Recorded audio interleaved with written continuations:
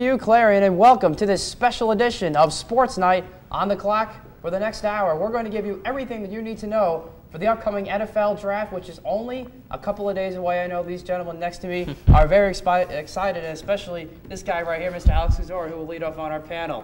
Been waiting all my life, Matt. Oh, I know. We know. Mr. Ian Hunter, he's the third guy in our panel. Ian, are you ready for some? I'm ready. This is a different side of the angle for me. I'm It used is. to being in your seat. I'm glad to be actually doing some content today. Excellent, excellent. Of course, Mr. Kevin Zambori. Yes. His final draft show, Yeah, his senior year. We'll see what I say.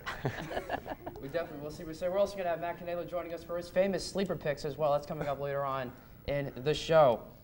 And first, we're going to play a little game called Boom or Bust. As we do, we like to play games here on Sports Night. Guys, I'm going to give you a name. It's going to be a player. It's going to be a position. And it's going to be a school that he's from. And you're going to give me whether there's going to be a boom or bust in the NFL based on your knowledge of said player. So first, tell me about Coby Fleener, tight end out of Stanford. Alex, go. You know, he's one of those new age tight ends that, 5 years ago would have been considered a tweener and had no true position in the NFL. Kid 6'6", 246. But he's one of those athletic move tight ends. You've seen guys like Aaron Hernandez, Rob Gronkowski, guys that can stretch the field, attack the seams against cover 2 defenses. He's going to go high. He's the #1 tight end on most people's boards. Mine's Dwayne Allen, but I think Fleener's a solid #2. The blocking needs to be refined a little bit, but you're just watching the screen right now about the vertical and receiving threat that he brings, and he certainly does. Ian, what do you think? I think he's a boom player. I think he has, like he said, he's kind of a tweener. Doesn't particularly block real well, but today's tight ends really aren't being asked to do that. He's a vertical threat down the field, and he gives you something different, an extra dimension as a tight end. So I think people are calling him an early second, late first-round pick. I can absolutely see that. He's a solid prospect who I think is going to do quite well in the NFL, depending on what team he goes to. Kevin, what do you have to say? I have to go after you too. After you say all that cool Yes, you jazz. do. I'm gonna be a realist on this show today. I'm not a big fan of tight ends. Too much hype with tight ends. Great, yeah, he went to Stanford. That's great. He had Andrew Luck thrown to him. He's just a tight end to me. Just a tight end. And I see, you do well in college, but I just don't expect too much out of Coby Fleener. I mean, great last name, but I can't get too honky-dory or whatever the word is over a tight end. I never can. I wasn't hunky-dory over Jason Witten when he came out of college because he's a tight end. Obviously, he's done well, so maybe that goes against my theory. But yeah, I'm not gonna be sold on him. Boom or bust? I'll say he's a bust, I guess, in between. So Kevin actually gave us the correct answer this time. I'm very impressed. Maybe it's just a change of pace. Next guy, we have Riley Reiff. And Kevin, we're going to start with you first. Oh, thank you. Well, this is the guy that's out of Iowa. And if you're going to get an offensive lineman, I would suggest you go with either Wisconsin or Iowa. So, great pick for you right there. I mean, it seems like every year Wisconsin and Iowa was tossing out, offensive linemen. So, should be okay. Again, when you're at Iowa, I mean, you just think big farm boy. Obviously that doesn't mean that he's from Iowa. I don't know where his hometown is. But, does anyone? I have no idea. No, but I mean, you want someone like that who plays in that kind of system, and it's worked in the past. Robert Gallery, he's been doing great. Yeah. Typically when I think of an Iowa, Kirk Ferentz coached lineman, I think good things, but not with Riley Reiff. And I think, Ian, you agree with me on this one. I just don't see it in pass protection. I think he's inconsistent. Sometimes his kick slide looks good, but sometimes he's really sloppy in his lateral movement. And I just like the biggest thing is his functional strength. He doesn't have any. I mean, this kid really needs to hit a weight room. If you can't pass block, you can't run block, you're not going to succeed in the NFL. And you can hide pass blocking a little bit. You can put a guy inside the guard. You can put a guy at right tackle. That's fine. But if you can't run block, you can't hide that. And I don't think he's going to be successful, so he's a bust. I think he's a busted left tackle. I think he'd be actually a pretty good right tackle. Okay. Just based on everything that Alex just said. He was a tight end before. He has the athleticism, so he can do it. But it's just like Alex said, the functional strength is just not there. And there's other players on the board that are just way better than he is at this point. So I'm going to say busted left tackle, right tackle, who'll be a decent player. Definitely got to have strength when you're an offensive lineman in the NFL. That is for sure. Usually a prerequisite. Well, he's stronger than we are, so it's hard for me to dish, whatever. Coby Fleener's faster than you, Gavin. Oh yeah, we don't know that for Sure sure. about that.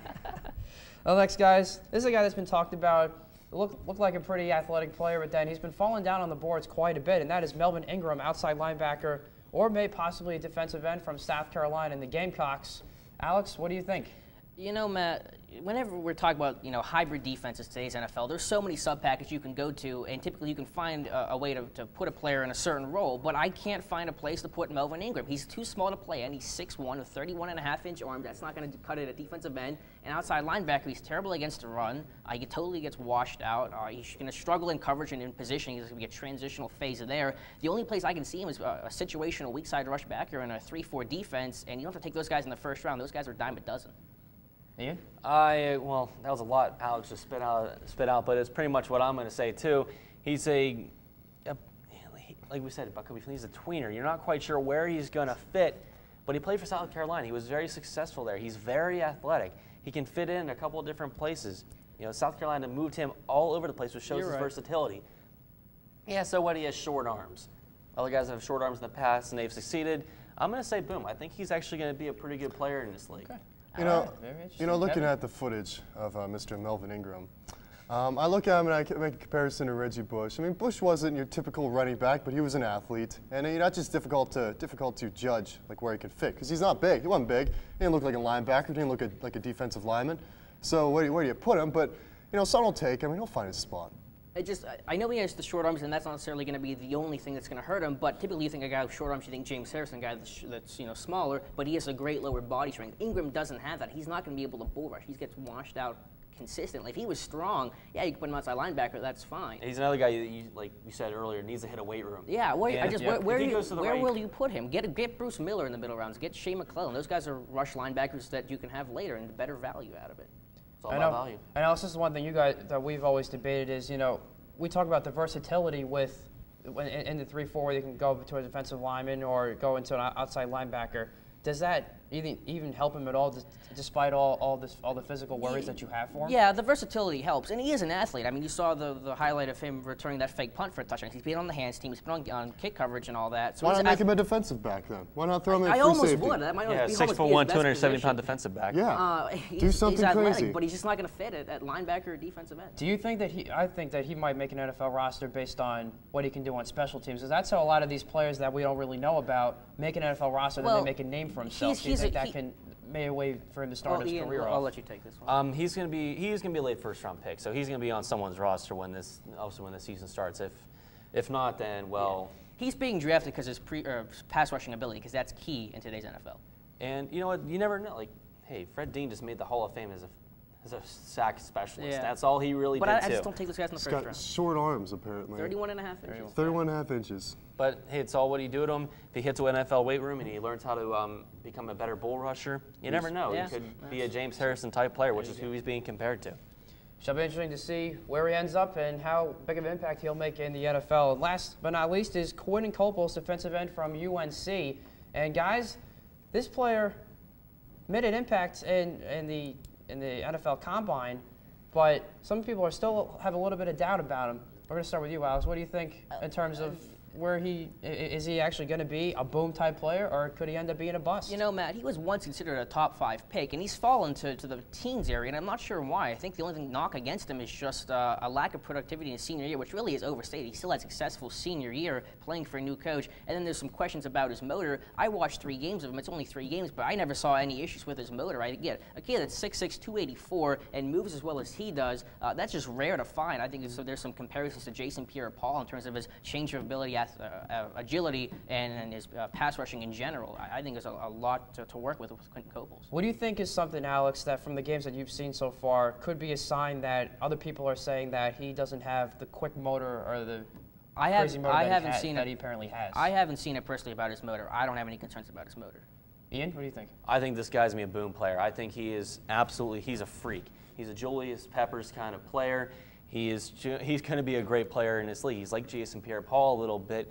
But again, it depends on where he goes in this draft. He could go somewhere and it could be a really bad team and he loses interest. That could happen.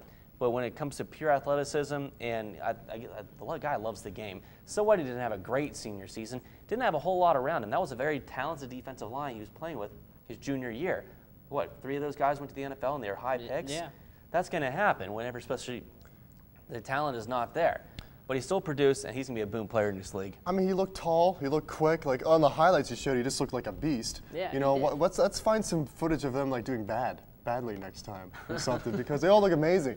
You know, he looked like he was tough. Looks like he could bulk up a little bit more. Why don't you say like a Julius Peppers type of thing? I mean, again, like I said, sense. some people say he regrets his senior year. He had 15 tackles for loss and 7.5 sacks. That's still ridiculous numbers and first team All ACC. So what more do you want out of him? And UNC had its problems anyway. So. Do you think it's in terms of just people or any other draft guys just being too picky? I think part of it, guys that always return for their senior like Alex years. here, yeah. Guys that return for their senior years, they typically, you know, you look more at them and you try picking out the negatives. I think it's a product of people being too picky. So it'll be interesting to see how that all turns out. When we come back, we're going to take our first commercial break. We're going to play another game. It's called Do You Love Him or Do You Hate Him? This is Sports Night on the clock.